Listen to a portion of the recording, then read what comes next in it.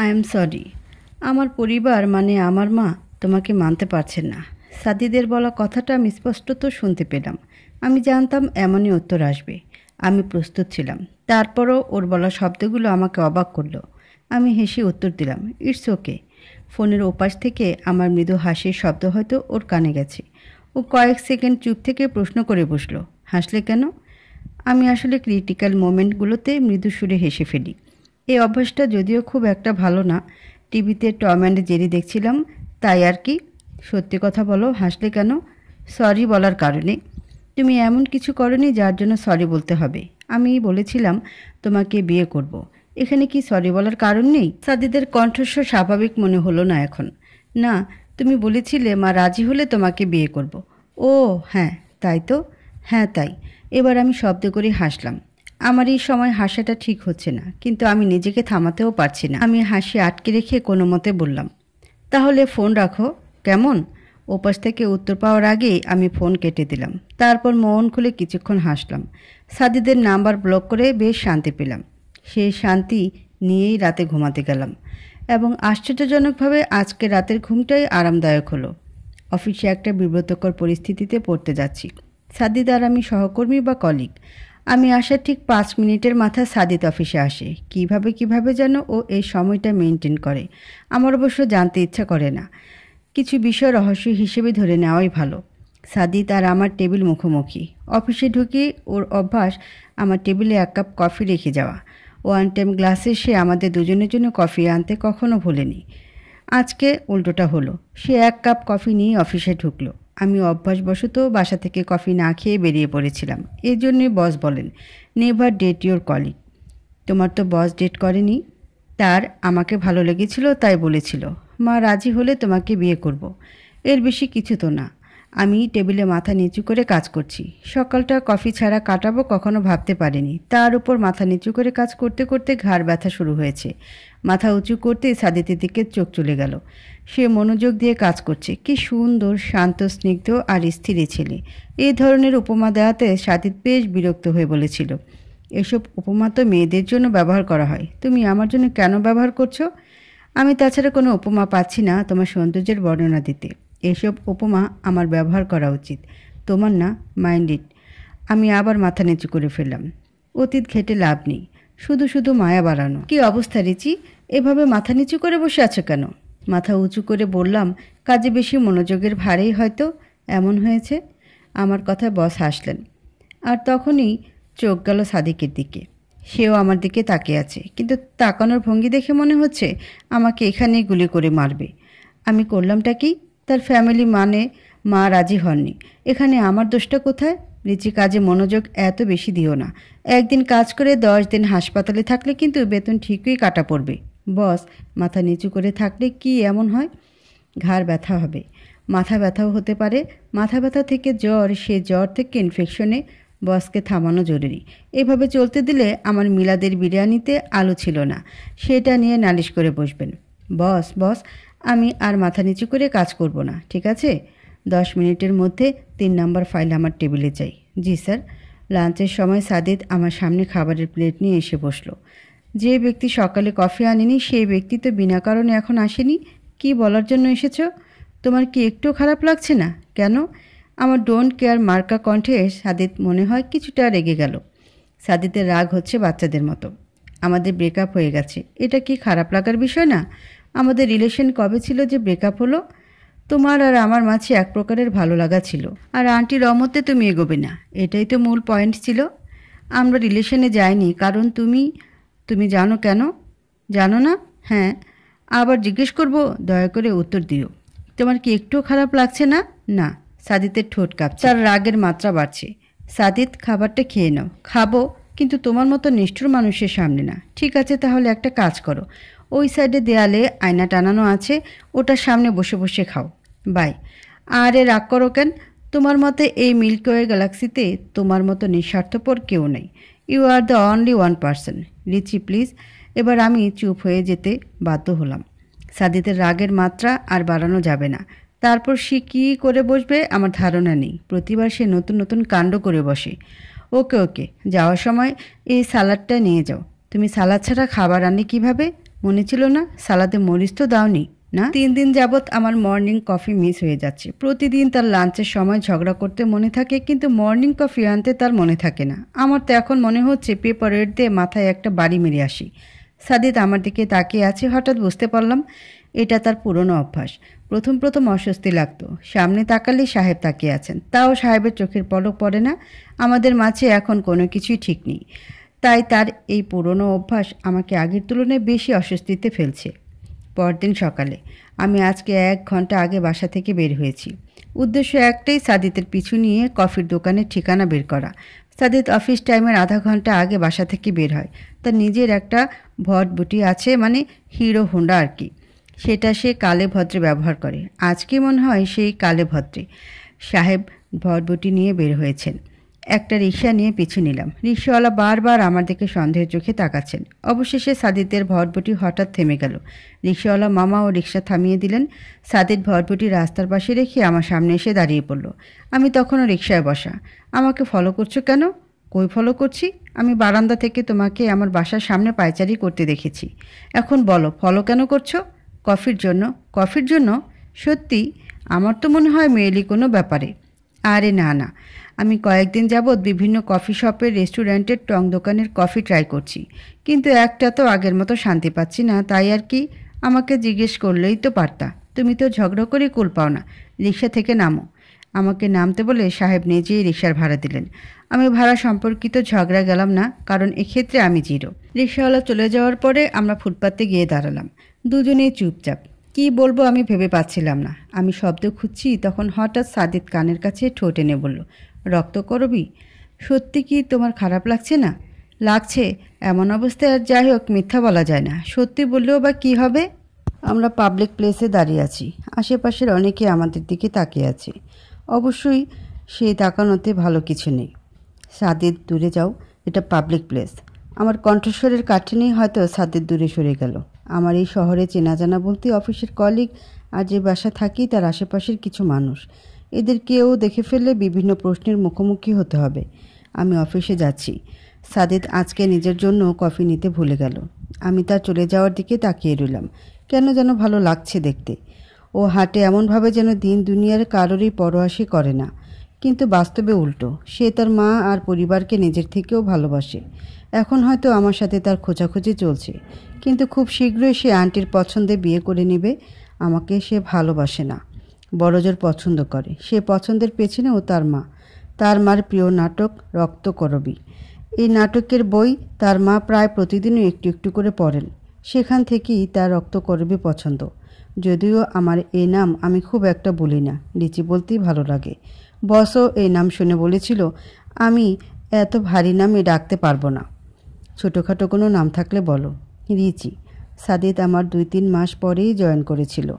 তারপরের 1.5-2 মাস যাবৎ আমার পুরো নাম তার জানা ছিল না। আমার খুব একটা তার সাথে কথাবার্তা হতো না। ওর ডেস্কও তখন পাশের হলরুম ছিল। হঠাৎ হঠাৎ লাঞ্চের সময় দেখা হতো, তখনই হয়তো ভালো ছিল। আমার নামটা জানার গল্পটা বলি। আমার এসএসসির মার্কশিটের ফটোকপি কিভাবে যেন ফাইল থেকে অফিসেই পড়ে গেছিল। যেহেতু অনেকগুলো কপি ছিল, তাই আর গুরুত্ব দেইনি। ছুটির সময় তাড়াহুড়ো করে বের হচ্ছি, তখন সাদিত এসে ঘোষণা করলো, রক্তকরবী সায়ান নামের একজনের মার্কশিট পেয়েছি। কলিয়াপা আমার পাশ থেকে বলে উঠলেন, আরে রিচির মার্কশিট ওটা। রিচি আপুর কেন হবে? এটা রক্তকরবী নামে একজনের। আরে ছেলে, রিচি রক্তকরবী। কলিয়াপা নিজ গন্তব্যে পা ফেললেন। আমি বরাবরের মতো শুষ্ক কণ্ঠে বললাম, আমারই মার্কশিট ওটা। আপনার নাম রক্তকরবী? কখনো তো বলেননি। বলার কি আছে এখানে? সাদিত আমার কণ্ঠের কাঠিন্যে মনে হয় সেদিন একটু ভয় পেয়েছিল। এর জন্যই প্রতি উত্তরে কিছু না বলে আমার ডেস্কে মার্কশিট রেখেই চলে গেছিল। এই নামে হঠাৎ হঠাৎ সাদিত ডাকে। এই নামে ডাকার অর্থ সে খুব সিরিয়াস মুডে আছে। আমাকে তার ভালো লাগার কারণ তার মা। এখানে আমার কোনো ক্রেডিট বা ডেবিট নেই। লাঞ্চ টাইমে সাদিত খালি হাতেই আমার টেবিলে এসে বসলো। লাঞ্চ আনতে ভুলে গেছো? আমি তখন টিফিন বক্স থেকে খাবার নামিয়ে সারতে পারিনি। ভাবলাম একটা 1 টাইম প্লেট আনতে বলবো। যদিও আমার খাবারের লিস্ট খুব একটা স্পেশাল না। পাতলা ডাল, নারকেল চিংড়ি আর সাদা ভাত। এত সিম্পল খাবার সাদিত কখনো লাঞ্চে খাবে না। লাঞ্চের পরে আমি ছুটি নিয়েছি। ও তাহলে এখানে কি? আজকে কি তরকারি এনেছো? সাদিত মাথা উঁচু করে দেখার চেষ্টা করলো। তেমন কিছু না, নারকেল চিংড়ি আর কি। সাদিতের ভাবসাব দেখে বললাম, ক্যান্টিনে ওয়ান টাইম প্লেট আছে, নিয়ে আসো। আমি অনেক কষ্টে হাসি চেপে রেখে বললাম, পোষা বিড়ালগুলো এমন হয়, খেতে বসলে কোথা থেকে যেন উদয় হয়। সাদিত ওয়ান টাইম প্লেট নিয়ে হাজির। তাকে আমি কিছুই দেওয়ার প্রয়োজন হলো না। সে নিজেই অধিকার বসিয়ে বসে আছে। নিজ হাতে যা যা নেবার নিয়ে নিলেন। তোমার হাতের নারকেল চিংড়ি কখনো মিস করা যাবে না। আর একটু ভাত নাও। আমার বলতে যতটুকু দেরি হয়েছে তার নিতে দেরি নেই। এটা তার অভ্যাস। ছুটি কেন নিচ্ছি জানতে চাও? তুমি মেয়ে দেখতে যাচ্ছ বিয়ের জন্য? তুমি জানলে কিভাবে? তাছাড়া আর কোনো সম্ভাব্য কারণ খুঁজে পাচ্ছি না। মেয়ে পছন্দ হলে আজকেই অ্যাক্ট করে রাখবে। তোমার মার যেহেতু পছন্দ, সেহেতু তোমার অপছন্দ হওয়ার কারণ নেই। সাদিত আমার কথা সম্মতি জানিয়ে বলল, মেয়ে খুবই সুন্দরী। আমার কাছে ছবি আছে, দেখবে? হ্যাঁ, দেখাও। তার ফোন আমার হাতে দিয়ে বলল, গ্যালারির ফার্স্টেই ছবি আছে। ফোনের লক খুলে দাও। তুমি তো লক জানোই। ফোনের লক খুলে গ্যালারিতে গেলাম। সত্যি ফার্স্টে মেয়েটার ছবি। আসলেই সুন্দরী। তোমার সাথে দারুণ মানাবে, একদম ম্যাচিং ম্যাচিং। বিঙ্গো। আমার মা সবসময় আমার জন্য ম্যাচিং ম্যাচিং খুঁজে বের করেন। এবারও তাই। অফিস থেকে ফেরার পথে আমি প্রায়ই রিক্সা নিই। আজকে কেন যেন নিতে ইচ্ছা করলো না। পায়ে হেঁটে বাসায় ফিরলাম। দুপুরে আধো পেটা খেয়েছি। এখন ক্ষুধায় পেট জ্বলছে। আমি লাঞ্চের পরে তার চলে যাওয়ার দিকে তাকিয়েছিলাম। কেমন বুক ভারী ভারী লাগছিল তখন। এখন অনেকটা কমেছে। তারপরও বাইরে অঝোর ধারে বৃষ্টি পড়তে শুরু করেছে। আমি রান্নাঘর থেকে দৌড়ে আমার খোলা বারান্দায় গিয়ে দাঁড়িয়ে পড়লাম। ঘন কালো রাতের আধারে ল্যাম্পপোস্টের আলো বৃষ্টি ধারাগুলো অসম্ভব মোহনীয় লাগছে আমার কাছে। চিবুকে চোখের নোনা পানি গড়িয়ে পড়ছে। Perfect timing. পাশের বারান্দায় দাঁড়িয়ে থাকা নীলাভাবী ধরেই নিবেন বৃষ্টির পানিই দায়ী আমার আর্দ্র চিবুকের জন্য। অঝোর ধারে বৃষ্টি নামার পরে সাধারণত তাপমাত্রা কমে যায়। আজকেও তার ব্যতিক্রম হয়নি। সারাদিন একটা চিমসা গরম ছিল। এখন সেই গরম এতটাই কমেছে যে ফ্যান ছাড়ার প্রয়োজন হচ্ছে না। রাইস কুকারে ভাত চড়িয়ে দিয়েছিলাম, কিন্তু এই এলাকায় হালকা বাতাসে কারেন্ট চলে যায় আকাশে। তাই ক্ষুধা পেটে ফেসবুক চালানো ছাড়া কোনো কাজ খুঁজে পেলাম না। সাদিত কয়েক মিনিট আগে কিছু ছবি ফেসবুকে শেয়ার করেছে। মেয়ে দেখতে গেছে, স্পষ্টত বোঝা যাচ্ছে। লাস্টের ছবিতে সাদিতের সাথে একটা মেয়ে। ক্যাপশনে লেখা, ফিউচার ইজ লোডিং। সাদিতের হবু বউ। এর অর্থ মেয়ে পছন্দ হয়েছে। দুজনে একটা দোলনায় পাশাপাশি বসে আছে। মেয়েটার পরনে বেবি পিঙ্ক রঙের জামদানি শাড়ি, ঠোঁটে গাঢ় গোলাপি রঙের লিপস্টিক, গহনা বলতে কানে মুক্তোর ঝুমকা আর গলায় চকার। সাদিতের পাশে তাকে বেশ মানিয়েছে। সাদিতের পরনে সাদা পাঞ্জাবি। আন্টির পছন্দ আসলেই ভালো। ম্যাচিং ম্যাচিং খুঁজে বের করেছে। আমার এখন মনে পড়ল, আমি এমন কেন করছি? আমি কষ্ট কেন পাচ্ছি? আমাদের মধ্যে তো কোনো প্রকার সম্পর্ক ছিল না। আমি তো ওকে ভালো পর্যন্ত বাসি না। তাহলে কি এটা প্রতিহিংসা?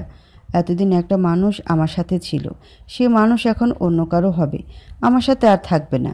এই ভেবে কি হিংসাত্মক মনোভাব তৈরি হচ্ছে? হতেও পারে। আর এখানে ওর তো কোনো ভুল বা দোষ বা অপরাধ নেই। আমাদের মধ্যের কমিটমেন্ট তো ছিল এরকমই। বৃষ্টি আবার শুরু হলো, কিন্তু এবার সাথে কারেন্ট সাথে নিয়ে এসেছে। ল্যাম্পপোস্টের আলো আমার বেডরুমে এসে পড়ে। তাই কারেন্ট গেলেও এই রুমে আমার খুব একটা আলো সমস্যা হয় না। বাইরে বৃষ্টি, ঘরে ল্যাম্পপোস্টের আলো। পেটে ক্ষুধা, মনে প্রতিহিংসা, নাকি বিষাদ এখনও নিশ্চিত না। কর্মস্থলে বিব্রতকর পরিস্থিতি, সব কিছু মিলিয়ে নিজেকে এখন শূন্য শূন্য মনে হচ্ছে পালিয়ে যাই কোথাও। প্রথম লাঞ্চ একসাথে। আপনার নামটা আনকমন, জানি। আপনার নামটা কে রেখেছেন? শুনে কি করবেন? বলে সমস্যা কোথায়? এখন অফিস টাইমের গসিপ করা নিষেধ আছে। আমার কথায় মনে হলো না সাদিতের কিছু হলো। সে দ্বিগুণ উৎসাহ নিয়ে আবারও প্রশ্ন করলো, বলেন না প্লিজ। এখন না, লাঞ্চ টাইমে। আমার অনেক কাজ বাকি। এইভাবে আমাদের লাঞ্চ টাইমে একসাথে খাওয়া দাওয়ার শুরু। অফিসের বিব্রতকর পরিস্থিতিতে পড়ব জানতাম, কিন্তু এতটা বাজে হবে জানা ছিল না। প্রায় প্রত্যেকটা স্টাফ এসে আমাকে সাদিতের ফিউচার পোস্ট নিয়ে প্রশ্ন করেছেন। আমি সবাইকে সত্যিটাই বলেছি। মিথ্যা বলে লাভটা কি? লাঞ্চ টাইমে আবার সাদিত এসে হাজির। যার বিয়ে ঠিকঠাক, সে কিভাবে আমার কাছে আসে? তুমি এখানে কেন? দেখতেই তো পারছো কেন এসেছি। Sadit, we are done already, right? হ্যাঁ। আমার সাথে কোনো প্রকার যোগাযোগ বা কথা বলার চেষ্টা করবে না। লাঞ্চ তো ভুলেও না। কাজের টপিকেও না। কাজের টপিকে কোনো দিন আমাদের মধ্যে ডিসকাশনের প্রয়োজন পড়েছে? আমাদের টিমে পুরোপুরি আলাদা। যদি প্রয়োজন হয় তখন দেখা যাবে। এখন যাও। আজকের মতো একসাথে। সাদিত এমনভাবে বলল যে আমি না করতে পারলাম না। গতকালের থেকেও আমার খাবারের লিস্ট খারাপ। বাসায় রান্নার কিছুই ছিল না, ফ্রিজে একটা ডিম পড়েছিল। সাদিদ জাস্ট লিভ ওকে। আমার তীক্ষ্ণ কণ্ঠের কাঠিন্যে সাদিদ চুপসে গেল। তার চোখে মুখে চাপা হাসি লেগেছিল। ওকে listen Sadid, we are done already. তুমি বিয়ে করতে যাচ্ছ একটা মেয়েকে, যে মেয়েটা তোমার জন্য অলরেডি স্বপ্ন দেখা শুরু করেছে। আর তুমি এখানে কি করছো? কি করছি? সাদিদ এমনভাবে বলল যেন সে ভুল কিছু করছে না। তুমি অন্য মেয়ের সাথে। আমি জানি না কিভাবে আমাদের সম্পর্কটাকে ডিফাইন করব। আমি অ্যাপ্রোপ্রিয়েট শব্দ খুঁজছি কথাটা শেষ করার জন্য। তুমি অন্য মেয়ে নও, তুমি আমার স্বপ্ন রক্তকরবী। স্বপ্ন? আমি আমার স্বপ্নের সাথে আর কিছু মুহূর্ত কাটানোর চেষ্টা করছিলাম। আই নো উই আর ডান, কিন্তু আমার তাকে অফিসের পরে ক্যাফেতে ডেকে আনা ঠিক হয়নি। লাঞ্চ টাইমে ওই পর্যন্ত ঠিক ছিল। আমি তোমার স্বপ্ন না, আমি তোমার কাছে খেলার কোনো জিনিস, যেটা অবসর সময়ে যখন পরিবার পাশে থাকে না তখন কাজে লাগাও। তুমি ভুল বুঝছো রক্তকরবী, এই নামে আমাকে ডাকবে না। I hate this name. No you don't. Let's end here, okay? Please Sadid, ফিউচারে মন দাও, পাস্টকে পাস্টের মতো থাকতে দাও, ঠিক আছে? সাদিদ আমার দিকে কঠিন দৃষ্টিতে তাকিয়ে আছে। আমি তার এই দৃষ্টির অর্থ জানি, আমি তার সব কিছু জানি, সব কিছু। তারপরও কোথায় যেন আটকে যাই আমি। তুমি আমার জন্য কখনই কি একটু নরম হতে পারো না? ভাবলেশীন কণ্ঠের বলা কথাটা আমাকে অনেক বেশি অনুভূতি শূন্য করে দিল। এমনিতেই আমার অনুভূতি ইমোশন কম, এখন শূন্য হয়ে গেল মনে হচ্ছে। লাভটা কি? সব কিছুতে লাভ খোঁজো কেন? লাভ ক্ষতি ছাড়া কি কিছু ভাবা যায় না? না, যায় না। তুমি নিজে ভেবে দেখো তো, যা যা করে আসছো এ পর্যন্ত, সেটা কি লাভের আশা ছাড়া করেছো কি? সাদিদ আমার প্রশ্নের উত্তর না দিয়ে বলল, সরি রক্তকরবী, আমি আর তোমার পথে আসব না। আমি আমি খাবারের বিল দিয়ে দিচ্ছি। তোমার যখন খেতে ইচ্ছে করবে যাবে। আমার সময়ের খুব অভাব। আমি বরাবরই কঠিন সুরে কথা বলি। সাদিদের বেলায় সেই কঠিন সুরের মাত্রা বেড়ে যায়। এর কারণ হয়তো আমি তার বলয়ে আটকে যেতে চাই না। দুজনের টুকটাক কথাবার্তা শুরু হওয়ার পর থেকে আমার মাঝে সবসময় একটা ভয় কাজ করেছে, সাদিদের বলয়ে আটকে যাওয়ার ভয়। এই ভয়কে জয় করার জন্যই আমি তার প্রতি বেশি রক্ষণশীল আচরণ করে বসি। আমি চলে আসার সময় কি মনে করে যেন পেছনে তাকালাম। সাদিদের ভাষা ভাষার চোখ দুটো টকটকে লাল হয়ে আছে। হয়তো গত রাতে ফিউচারের সাথে কথাবার্তা বলতে বলতে রাতে কম ঘুমিয়েছে। কম ঘুমের জন্য চোখের এই অবস্থা। কাছের মানুষগুলোকে ছেড়ে আসার কষ্টটা ভিন্ন।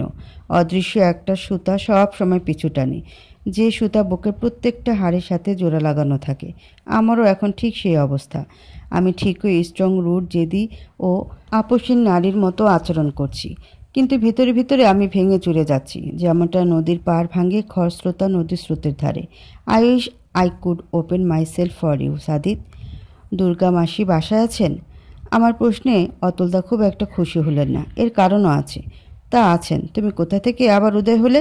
এই আসলাম আর কি, অনেকদিন আসা হয় না। তখনই দুর্গা মাসি তার ঘর থেকে বের হয়ে আসলেন। আমাকে দেখে মেকি অভিমান দেখিয়ে বলেন, বাবা, কে এসেছে আজকে রে? আমি তাকে শক্ত করে জড়িয়ে ধরে বললাম, কেমন আছো মাসি? থাক থাক, আর ন্যাকামি করতে হবে না। আমি কেমন আছি জানার ইচ্ছা হলে তো দেখতেই আসতি আমাকে। চাকরি পেয়েছিস আর আমাকে ভুলেও গেছিস।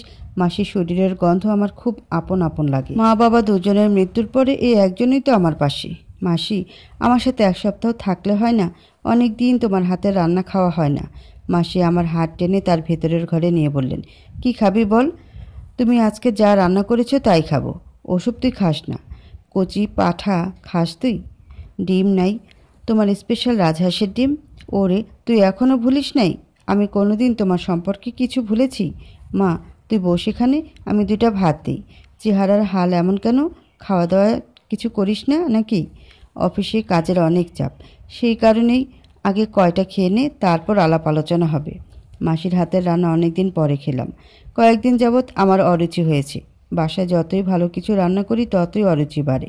খাওয়া দাওয়া শেষে মাসি পানের ডালা নিয়ে বসলেন। আমার মুখে পান পুড়ে দিয়ে জিজ্ঞেস করলেন, ওই ছোকরাটার খবর কি? কোনো খবর নাই মানে? আবার ঝগড়া লেগেছে নাকি? না, তাহলে কি হয়েছে? তেমন কিছু না। আজীবন কি কুমারী থাকবি? সংসার করা লাগবে না? বাচ্চা কাচ্চা ছাড়া জীবন চলে? আমার তো চলতেছে।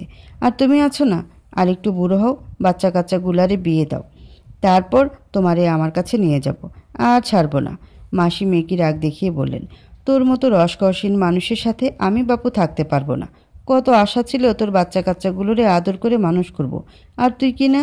দীর্ঘশ্বাস ছাড়লেন। সাদিদের মা আমাকে পছন্দ করেননি। ওর অন্য জায়গায় বিয়ে ঠিকঠাক। ছেলেটাকে তো ভালো ভাবছিলাম। ছেলে ভালো, সমস্যা আমারই। 14 করে যার একটা রিলেটিভ নেই তার সাথে কেউ তার ছেলেকে দেয়, তাও আবার ওদের আর্থিক আর সামাজিক অবস্থা বেশ ভালো। বাদ দে, তোর মেসোমশাই আমাকে বিয়ে করেননি। আমি তো ছিলাম চাষির ঘরের মেয়ে। ওসব হলো সব বাহানা। গিয়ে দেখ, ছেলে বাসায় তোর কথা জানায় নেই। পানের পিক ফেলে বললাম। হতেও পারে, কিন্তু সাদিদ তো সহজে মিথ্যা বলে না। সাদিদের সাথে আমার কথা হয় না প্রায় 3-4 দিন হবে। মাঝে মধ্যে চোখাচোখি হয়ে যায়, তবে দীর্ঘস্থায়ী হয় না। লাঞ্চের সময় বিভিন্ন অজুহাতে কথা বলাও হয় না। আমার এতে খুব একটা সমস্যা হচ্ছে না। আমি এতে অভ্যস্ত। মাসির বাড়ি থেকে বের হওয়ার পর থেকে আমি একে একে সব কিছু সহ্য করে আসছি। তবে আমার এখনকার সবচেয়ে বড় সমস্যা অন্য কিছুতে। আমি কফি খেয়ে শান্তি পাচ্ছি না। ওই ক্যাফে সব ধরনের কফি আমি টেস্ট করে বসে আছি। সাদিদ যেটা আনতো সেটাকেও চিনি কম বেশি দুধ কম বেশি দিয়ে ট্রাই করেছি। ফলাফল শূন্য। সকালটা সুন্দর আর স্বস্তি দিয়ে শুরু হলে দিনটাও ভালো যায়, কিন্তু আমার যাচ্ছে জঘন্য। কফিতে চুমুক দিয়ে বৃষ্টি অনুভূতি হয়। সারা দিনটাও তাই। আজকেও একই অবস্থা। কফি এনে কয়েক চুমুক দিয়েই ডাস্টবিনে ফেলে দিলাম। গতকাল মধ্যরাতে অদ্ভুতভাবে আমার ঘুম ভেঙে গেল। তারপর আর ঘুম আসলো না। বাপরে, ঘুমেরও যে এত ইগো জানা ছিল না। বারবার হাম ছাড়ছি আর কাগজপত্র দেখছি। আমার ডেস্কের উপর কফির 1 টাইম কাপ দেখে মাথা উঁচু করে তাকালাম। আমার সামনে সাদিদ দাঁড়িয়ে আছে। এটা কি? নিজেই তো দেখে নিতে পারো, নাকি চোখ ফ্রিজে রেখে এসেছো? আমি কফি চেয়েছি? মুখে চাওনি, কিন্তু ভাবসাবে চেয়েছো। কফি নিয়ে যাও, আমার লাগবে না। আর আমি অলরেডি 1 কাপ কফি খেয়েছি। কি খেয়েছো আমি দেখেছি। আমি কিন্তু এটাকে ফেলে দেব। এত ইগো কেন তোমার? সামান্য একটা কফিই তো। আমার ইগো ফিগো নেই। এদিকে কফি ঠান্ডা হচ্ছে, কফির ঘ্রাণ নাকে ভেসে ভেসে আসছে, আর আমার নেশা নেশা লাগছে। ও কি কফিতে কোনো ড্রাগ দেয় নাকি? তোমার ইগো এই পৃথিবীর থেকেও বড়, যে কারণে আমি তোমার কাছে আসতেই পারতেছি না। যখনই আসতে চাই তখনই ইগো এসে আমাকে একটা কিক মারে। এই সাদিদ, যাও তো। সকাল সকাল আমার মেজাজ খারাপ করো না তো। তোমার মেজাজ এমনিতেই খারাপ থাকে, শুধু শুধু আমার উপর দোষ চাপাও। আমার সাথে ঝগড়া না করে কি তোমার শান্তি হয় না? না, হয় না। এতদিন ঝগড়া না করে অশান্তিতে ছিলাম, আজকে শান্তি পেলাম।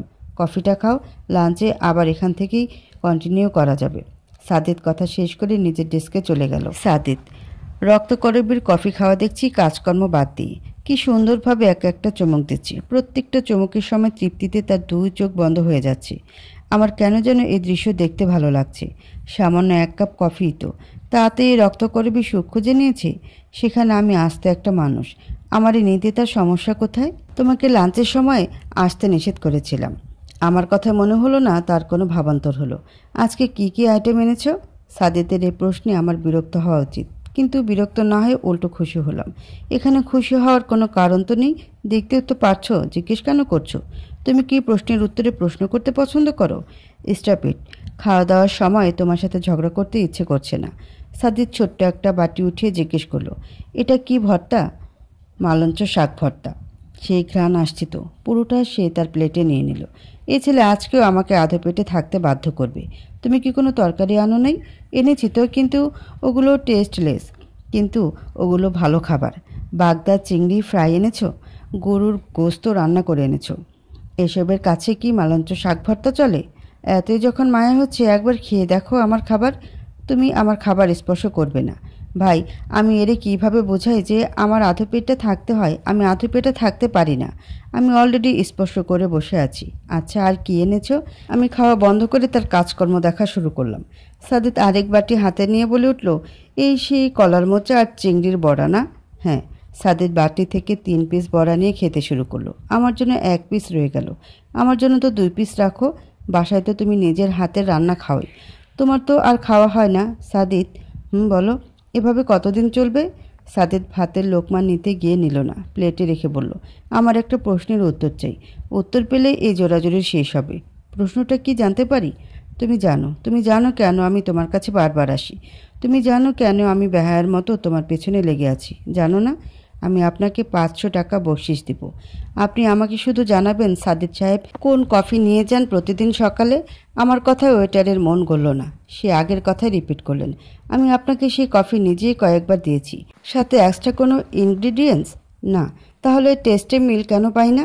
ক্যাফে থেকে পায়ে হেঁটেই বাসায় ফিরছিলাম। সাদিতের নাম্বার থেকে ফোন আসলো। প্রথমবার রিসিভ করলাম না, দ্বিতীয়বার রিসিভ করার আগেই ফোন কেটে গেল। তারপর মেসেজ আসলো, প্লিজ ওখানে একটু অপেক্ষা করো। আমি ফুটপাতে দাঁড়িয়ে রইলাম।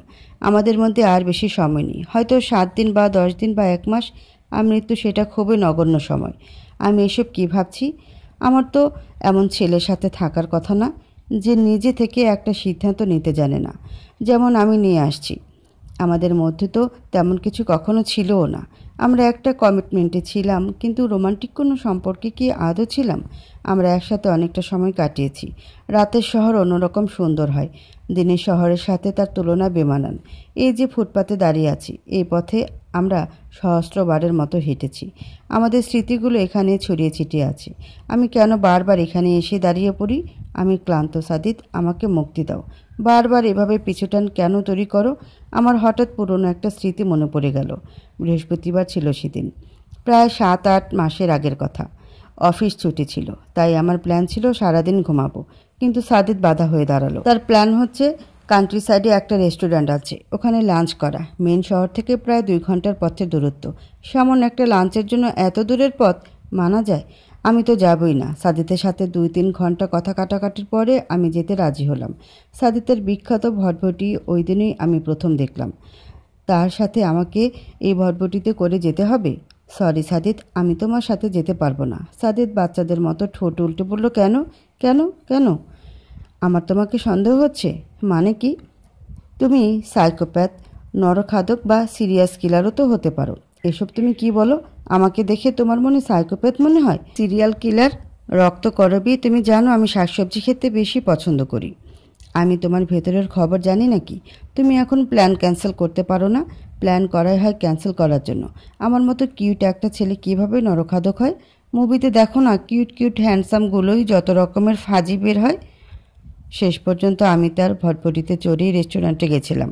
তবে সেটা রেস্টুরেন্ট ছিল না, একটা রিসোর্ট ছিল। রিসোর্টে পৌঁছানোর সাথে সাথে শুরু হলো ঝুম বৃষ্টি। বাপরে, আমি বহুদিন পরে এমন বৃষ্টি দেখেছিলাম। এত বৃষ্টি যে 1 হাত দূরে কিছু পর্যন্ত স্পষ্টভাবে দেখা যাচ্ছিল না। সাদিত আর আমি প্রায় আধো ভেজা অবস্থায় একটা ছাউনিতে বসলাম। সেদিন প্রথম আমি সাদিতের হাত স্পর্শ করেছিলাম। বরফের মতো ঠান্ডা হাতের মধ্যেও যখন আমার হাত টেনে নিল, তখন আমার মস্তিষ্ক কাজ করা বন্ধ করে দিয়েছিল। আমার হাত যে এখন তার দখলে, এই বিষয়টাকে যে পুরোপুরি ইগনোর করে প্রশ্ন করে বসলো, সুন্দর না? অদ্ভুত সুন্দর। সেদিন সাদিত বৃষ্টির সৌন্দর্যের কথা বলেছিল, কিন্তু আমার অবচেতন মন ধরে নিয়েছিল অন্য কিছু। আমাদের প্রথম এক পা এগিয়ে যাওয়া, নতুন কোনো কিছুতে হয়তো চাওয়া পাওয়ায়। সেদিন আমার অবচেতন মন আমার উপর প্রথমবারের মতো কর্তৃত্ব করেছিল। প্রচণ্ড বৃষ্টি আর ঝোড়ো হাওয়া। আমরা দুজন হাত ধরে নীরবে সেই বৃষ্টি দেখছি। সেদিন আমি অন্য কেউ হয়ে গেছিলাম, নতুন কেউ। খুব যে স্পেশাল কোনো খাবারের আইটেম এখানে আছে তা না। তাহলে এখানে আনার কারণ কি? অনেক সময় সাধারণ কোনো খাবারও রাঁধুনির গুণে অসাধারণ হয়ে ওঠে। এখানে সেটাও হতে পারে। ঝুম বৃষ্টির মধ্যে আমরা খেতে বসেছি। কারেন্ট নেই এদিকে, আবার ঘন বৃষ্টি আর আকাশ ঘন কালো মেঘে ছেয়ে থাকার জন্যই দুপুর 3টাকে সন্ধ্যা 6টা মনে হচ্ছে। সাদিত বিশওয়াক্স ক্যান্ডেল সাথে করে নিয়ে এসেছিল। সে নিজ উদ্যোগে ক্যান্ডেল দুটো জ্বালিয়ে দিল। হালকা একটা মিষ্টি ঘ্রাণ আসছে। সাদিত আজকে সি ব্লু রঙের ফুল হাতা শার্ট পরেছে। এমনিতেই সে ফর্সা, তার উপর সি ব্লু। মোমবাতির মৃদু আর মিষ্টি আলোতে ওকে আরও বেশি স্নিগ্ধ লাগছে। তার স্মাইলি ফেস আজকে আরও বেশি স্মাইলি। তার বাম হাতে ঘড়ি পরার ব্যাপারটা, এভাবে তাকিয়ে থেকো না, আমার শরম করে। সাদিতের কথায় আমি হাসতে বাধ্য হলাম। বেডা মানুষের আবার শরম? আমাকে দেখার আরও সময় পাবে। আগে খেয়ে নাও, খাবার ঠান্ডা হচ্ছে। আর মোমবাতিও না কতক্ষণ টিকবে কে জানে। এই ক্যান্ডেল তুমি কোথায় পেলে? আমি কিনেছিলাম তোমার জন্য, কিন্তু অন্যরকম সুন্দর, ঠিক আমার মতো। কে বলেছে? তুমি। কখন বললাম? তোমার চোখের ভাষায় বলেছ। নিজেকে ভালোবাসা ভালো, কিন্তু এতটা না। আমার এই ধরনের খাবার খুব একটা পছন্দ না। সাদিতের মনে হয় এখানকার এই খাবারগুলোই বেশি পছন্দ, এই জন্য অর্ডার করেছি। এই সবজিটা নিয়ে দেখো, এটার মতো বেস্ট সবজি কোথাও পাবে না। আমার অপছন্দের বা ভালো না লাগলে আমি কোনো খাবার খেতে পারি না, কিন্তু সেদিন কেন যেন খেয়েছিলাম। ফালুদা খাওয়ার সময় সাদিত বলল, তোমার সাথে এই বেসওয়াক্স ক্যান্ডেলের মিল আছে। শেষ পর্যন্ত একটা ক্যান্ডেলের সাথে মিল খুঁজে বের করলা? এটা তো সাধারণ কোনো ক্যান্ডেল না। সাধারণ হোক আর অসাধারণ হোক, ক্যান্ডেল ইজ ক্যান্ডেল। সাদিত কয়েক মুহূর্ত চুপ থেকে বলল, Beeswax candles are best known for their warm gold color just like you. You are my favorite warm gold color in my life. তারপর, do you know Beeswax candles has subtle honey scent? No? Just like yours. এতক্ষণ ওর কথাগুলো fun হিসেবে নিচ্ছিলাম, এবার আর পারলাম না। শরীরের গন্ধ, they act as a natural air purifier. তুমি যখন আমার কাছাকাছি থাকো তখন আমার আশেপাশে সব নেগেটিভিটি হাওয়া হয়ে যায়। আমার তখন নিজেকে সবচেয়ে বেশি পজিটিভ মাইন্ডের মনে হয়। The are longest burning candles. I have meet so many girls but none of them didn't stayed with me so long like you. They burn with no smoke. তুমি তোমার কষ্ট, খারাপ লাগাগুলো প্রকাশ করো না। তুমি নিজে পুড়ে জ্বলে ছাই হয়ে গেলেও কারো কাছে প্রকাশ করো না। এখন বলো, মিল্কি নেই? আমি প্রশ্নের উত্তর না দিয়ে হেসেছিলাম, শব্দহীন হাসি। এই প্রথম আমার জীবনে কোনো ছেলে আমাকে এত গভীরভাবে খেয়াল করেছে। সাদিদকে সেই ক্যান্ডেলের আলোয় অসম্ভব সুন্দর লাগছিল। আমি তার দিকে মুগ্ধ চোখে তাকিয়েছিলাম। আমি পরিত্যক্ত, অভিশপ্ত এক নারী, যার আশেপাশেও কোনো ভদ্র পরিবারের ছেলে হাঁটাচলা করতে চায় না। সেখানে আমি এত কিছু তার জীবনের। সাদিদ ধীরে ধীরে আমার দুই হাত তার দুই হাতের মধ্যে নিয়ে নিল। আমার হালকা ঠান্ডা লাগছিল এতক্ষণ। তার হাতের উষ্ণতায় সেই ঠান্ডা লাগার অনুভূতি কিছুটা কমলো। আমার তখন মনে হলো সাদিদ আমার জীবনের একমাত্র উষ্ণতা। ওই দিনই মনে হয় আমি তাকে গভীরভাবে অনুভব করেছিলাম। ওই দিনই আমি বুঝেছিলাম আমার তৈরি করা বলয় এই ছেলেই ভাঙতে যাচ্ছে। সরি, সাদিদ হাঁপাতে হাঁপাতে বলল। আমি অতীত থেকে বের হয়ে বর্তমানের দিকে তাকালাম। সাদিদ ঘেমে নেই, একাকার হয়ে গেছে। আমি সবসময় নিজেকে অপ্রয়োজনীয়, ইউজলেস আর অভিশপ্ত ভেবে এসেছি। নিজেকে মাঝে মধ্যে ইতশ্রেণীর প্রাণী মনে হতো। সাদিদের আসার পরে আমার এই ভাবনাগুলো ধীরে ধীরে চেঞ্জ হয়ে যাচ্ছিল। আমি পৃথিবীতে সুস্থ আর স্বাভাবিক মানুষ হিসেবে চলতেও শুরু করেছিলাম। তারপর কি যেন একটা হলো। আমি খারাপ কিছু করে বসলাম আমার সামনে থাকা ছেলেটার সাথে। তারপর আবার শুরু হলো পুরনো সেই ভাবনাগুলো। আবার নিজেকে অসুস্থ আর অস্বাভাবিক মনে হতে লাগলো। তারপর আজকে অতীতের থেকেই কফির রহস্যের উত্তর খুঁজে পেলাম।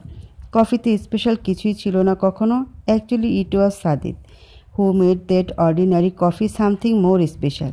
সেই রিসোর্টের খাবারের মতো। আমি হাত বাড়িয়ে সাদিদের দুটো হাত আমার হাতের মধ্যে নিয়ে নিলাম। সাদিদ অবাক হয়ে আমার দিকে তাকিয়ে রইল। আমি কখনো এমন কাজ করি না। I missed you Sadid. Sadid ধীরে ধীরে বলল, অ্যান্ড আই লাভ ইউ। কিছু মুহূর্ত আসে যখন আমরা নিজেদের অনুভূতি প্রকাশ করতে বাধ্য হই। অনুভূতি প্রকাশ করা এখনকার যুগে বোকামি ছাড়া কিছু না। আমি এখনও সাদিদের হাত ধরে দাঁড়িয়ে আছি। আমার হাত ছেড়ে দেওয়াটাই উচিত। আমি জানি না আমি কেন অতীত টেনে এনে বর্তমানকে এভাবে। কী চাও বলো? সাদিদের প্রশ্নে আমার এক্সপেন্সিভ কিছু চাওয়া উচিত। যেমন আমাদের এই ছোটোখাটো কনফিউশন উপলক্ষে একটা ডায়মন্ড রিং চাইতেই পারি। ও অবশ্য হুটহাট এভাবে প্রশ্ন করে বসে।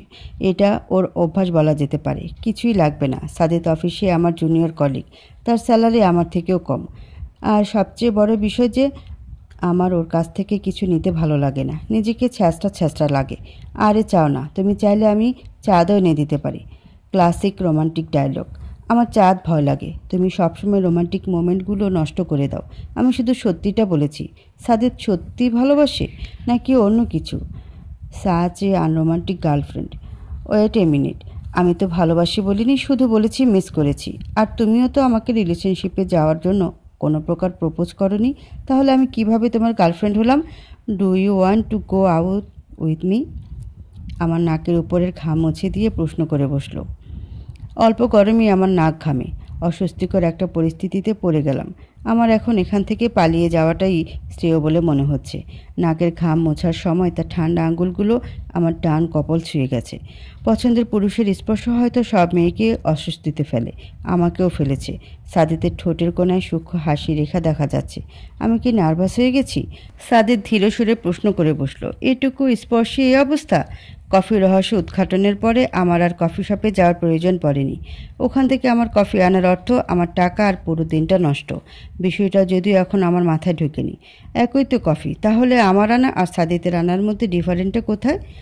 সাদিদ কি কোনো এক্সট্রা কিছু অ্যাড করে? ও তো স্বীকার করলো না। বিষয়টা রহস্যজনক। কোনো ডিটেকটিভের সাথে আলাপ আলোচনায় বসা উচিত। এদিকে পড়েছি আরেক ঝামেলায়। সাদিদ নিজে রান্না লাঞ্চ ছুঁয়েও দেখেন না। তার চোখ আমার লাঞ্চের দিকে। ও রান্না খাবারও আমি খেতে পারি না। ঝাল কম, মশলা কম, আবার লবণও কম। এত কিছু কম থাকলে কিভাবে খাবো? আজকে সাদিদ অফিসে আসেনি। ওর ফোনও বন্ধ। বসকে জিজ্ঞেস করলাম। বিরক্তি নিয়ে বলল, ছেলেটা খালি ছুটি নেয়, এভাবে চলে নাকি? আমি কোনো উত্তর দেওয়ার প্রয়োজন মনে করিনি। আমার এখন অন্য চিন্তা, সাদিতের কিছু হলো কি? ওর বাসার টেলিফোন নাম্বার আমার কাছে আছে, ফোন দিতেও কেমন লাগছে। ওর মা ধরে বসলে বড় ধরনের সমস্যা পড়বে সাদিত। দরজা খুলে মনে হলো আমার হ্যালুসিনেশন হচ্ছে। সারাদিন ওর কথা ভেবেছি, এই জন্য মনে হয়। আমি বের হতে যাব তখন ধাক্কা খেলাম। হ্যালুসিনেশন হলে তো? সাদিত বলে উঠল, এ কি ধাক্কা দিচ্ছ কেন? তুমি এখানে কি করো? আমি এখানে কি ওয়েলকাম না? না, তেমন কিছু না। তাহলে দরজা খুলে চোখ মুখ কুঁচকে ফেললে কেন? তার উপর আবার তুমি আমাকে ধাক্কা দিয়েছ। সাদিত নালিশে সুরে বলল, এই ছেলে একটা সুযোগ পেলেই হলো। ওকে সরি, আমি আসলে হ্যালুসিনেশনে ভেবেছিলাম। সাদিত চোখ বড় বড় করে জিজ্ঞেস করে বসলো, আমাকে? আমাকে হ্যালুসিনেশন? এর অর্থ তুমি সারাদিন আমাকেই ভেবেছ, তাই না? না, তোমার এই একটা সমস্যা, তুমি স্বীকার করতে চাও না। এখানে কি করতে এসেছো? সাদিত কপাল কুঁচকে বলল, ভেতরে ঢুকতে দিবে না? আগে বলো কি করতে এসেছো। আমি কি আমার গার্লফ্রেন্ডকে দেখতে আসতে পারি না? প্রথমত আমি তোমার গার্লফ্রেন্ড না, দ্বিতীয়ত আমি এখানে একা থাকি। তোমার আশাটা ভালো চোখে কেউ দেখবে না। অন্যের ভালো চোখে দেখা না দেখাকে আমি কেয়ার করি না, তুমি না করলেও আমি করি। ভেতরে ঢুকতে দিবা না? না, কিছু বলার থাকলে এখানেই বলো, আর না থাকলে বিদায় হও। ক্ষুধা লাগছে, খাবার কিছু হবে? তাহলে চলো, পাশে একটা রেস্টুরেন্ট আছে, রেস্টুরেন্টের খাবার খাওয়ার ইচ্ছা হলে কি তোমার বাসায় আসতাম? ঠিক আছে, তাহলে আসো। দরজার সামনে থেকে সরে গিয়ে বললাম, তোমার লিভিং রুমটা তো সুন্দর, এখানে চুপচাপ বসে থাকো। কতক্ষণ লাগবে? 1 ঘন্টার মতো লাগবে। দুপুরে রান্না করার কিছু নাই? 1 ঘন্টা কি বেশি সময়? কোথাও যাচ্ছিলে? ওই সামনেই যাচ্ছিলাম। সামনে যাওয়ার জন্য এভাবে রেডি কেউ হয়? এত কিছু জেনে তোমার কাজ কি? তুহিনের সাথে দেখা করতে যাচ্ছিলে? আমি তাহলে রেস্টুরেন্ট থেকেই খেয়ে নিব। সাদিত চলে যাওয়ার জন্য উঠে দাঁড়ালো। যাচ্ছ কই? তোমাদের দেখা করার কথা। আমার আশাতে তোমাদের ডিস্টার্ব হলো। তুহিনের সাথে দেখা করতে যাব কেন? তাহলে কোথায় যাচ্ছিলে? অন্য একটা কাজে। অন্য কারোর সাথে দেখা করতে? কারোর সাথে দেখা করতে যাচ্ছিলাম না, আমার অন্য একটা কাজ ছিল। কী কাজ ছিল? একটু প্রশ্ন করা বন্ধ করা যায় না? আমি রান্নাটা করে নেই কেমন? সাথীদের খাওয়া দেখে মনে হলো সারাদিন কিছু খায়নি। চেহারা দেখেই তো বোঝা উচিত ছিল। খাওয়ার মাঝখানে প্রশ্ন করলো আবার, কোথায় যাচ্ছিলে? তুমি এত টক্সিক কেন? আমি এমনই, তোমার খোঁজে যাচ্ছিলাম, তোমার বাসাতে। আগুনে ঘি ঢালার জন্য? সারাদিন খোঁজে পাচ্ছিলাম না, তাই আর কি। সরি এভাবে আসার জন্য। আসলে যাওয়ার জায়গা পাচ্ছিলাম না। এত এত আত্মীয় স্বজন, কিন্তু যেতে ইচ্ছে করে না। It's okay. আলু সেদ্ধ হয়েছে? হ্যাঁ। দুপুরে খাওনি কেন? এমনি। তোমার কি মনে হয় আমি বুঝি না কিছু? সেটা কেন মনে হবে? তাহলে মিথ্যা বলছো কেন? সত্যিটা যেহেতু জানোই, তাহলে জিজ্ঞেস কেন করছো? কারণ তোমার কাছ থেকে জানতে আমার ভালো লাগে। ফোন বন্ধ কেন? আর তোমার ফোনও তো দেখছি না। ভেঙে গেছে কিভাবে? হাত থেকে পড়ে ভেঙে গেছে নাকি নিজেই ভেঙে ফেলেছো? আম্মুর সাথে একটু কথা কাটাকাটি হয়েছিল, বিয়ে ক্যান্সেল করেছি, এটা নিয়ে আর কি। এই প্রথম কথা কাটাকাটি হয়েছে? হ্যাঁ। আমি আম্মুকে বোঝাতে পারছি না আসলে ভালোভাবে, এই জন্য সমস্যাটা হয়েছে। মোবাইলটা আছাড় দিতাম না যদি ওই কথাটা না বলতেন। আমাকে বলুক যা ইচ্ছা হয়, কিন্তু তোমাকে নিয়ে কেন বলবেন? তোমাকে নিয়ে বলার অধিকার তো আম্মুকে কেউ দেয়নি। আমাকে নিয়ে সবাই বলে, তাই বলে কি সবার সামনে তোমার মোবাইল ভেঙে আসবা? আমার কাছের মানুষজন কেন বলবে? আমি কি কখনো তার দ্বিতীয় বিয়ে করা নিয়ে প্রশ্ন করেছি? সাদিত, মা বাবার ব্যক্তিগত বিষয় নিয়ে কথা বলা উচিত না। আমাদের নিজেদের ভুল অবশ্যই আছে এখানে। আমি তোমার যোগ্য নেই, এটা তো ভুল কোনো কথা না। যোগ্যতা তো আমারও নাই। তুমি শূন্য অবস্থান থেকে এত দূরে এসেছো, আমি তো শূন্য থেকে উঠে আসিনি। তোমার অবস্থানে থাকলে আমি এতদিনে হয়তো কোনো ট্রাক ড্রাইভার হতাম। এগুলো বাস্তবতা না। বাস্তবতা তোমার মা যেটা বলেছেন সেটাই। বিয়েতে মত দিয়ে দাও। আমি না রক্তকরবী এখানেই হেরে যাই। আমি জোর দিয়ে বলতে পারি না আমাদের সম্পর্ক নিয়ে। তোমার আমার প্রতি কেয়ারলেস ভাবটাই আমার সহ্য হয় না। তুমি সেদিন তুহিনের সামনে আমার সাথে ওই রকম ব্যবহার না করলে আমার আজকে এই পরিস্থিতিতে পড়তে হতো না। ওই দিন আমার নিজেকে ইতশ্রেণীর প্রাণী মনে হয়েছিল। এই অনুভূতিগুলো কেমন তোমার ধারণা নেই। আমি অধিকার নিয়ে ওখানে কথা বলতে গিয়ে দেখি আদৌ সেই অধিকার আমাকে কখনো দেওয়া হয়নি। আমি প্রচণ্ড ডিপ্রেসড হয়ে বিয়েতে হ্যাঁ বলেছিলাম। যার কাছে আমার কোনো মূল্য নেই, সম্মান নেই, তার কাছে আমি কেন যাব? এইসব ভেবেই আমি হ্যাঁ বলেছিলাম। তারপরে সব কিছু আমি চাপা দিয়ে তোমার কাছে আবার ফিরে এসেছি। বেহায়ার মতো তোমার পিছনে ঘুরঘুর করেছি, শুধুমাত্র তোমার কাছে এই কথাগুলো শোনার জন্য। তোমার কাছে আমার মূল্য আসলে কি আছে? রক্তকরবী খুব সুন্দর ফুল, সুন্দর হলেও এটা বিষাক্ত। এটা যে কোনো প্রাণীর জীবন শেষ করে দিতে সময় নেয় না। আমিও এমন। আমি যার জীবনে যাই তার জীবনে সুখ নষ্ট হয়ে যায়। আমার মা বাবা আমার কারণে মারা গেছেন, আমার কারণে চাচি পঙ্গু হয়েছিলেন, আমার কারণে তোমার আম্মুর সাথে সম্পর্ক নষ্ট হচ্ছে। তুমি কষ্ট পাচ্ছ, আমি অভিশপ্ত নারী। আমার স্পর্শ মানুষের জীবনে ধ্বংস নিয়ে আসে। তাই বলছি, আন্টির কথা মেনে নাও। মায়ের ভালোবাসা সবাই পায় না, অনেক বড় কপাল নিয়ে জন্মানো লাগে। তুমি সেই কপাল ভেঙে ফেলার চেষ্টা করছো। আমি চাই তুমি একটা সুস্থ আর স্বাভাবিক পরিবার নিয়ে বেঁচে থাকো। আমার মতো অভিশপ্ত কারোর সাথে জড়িয়ে সব কিছু হারানোর কোনো মানে হয় না।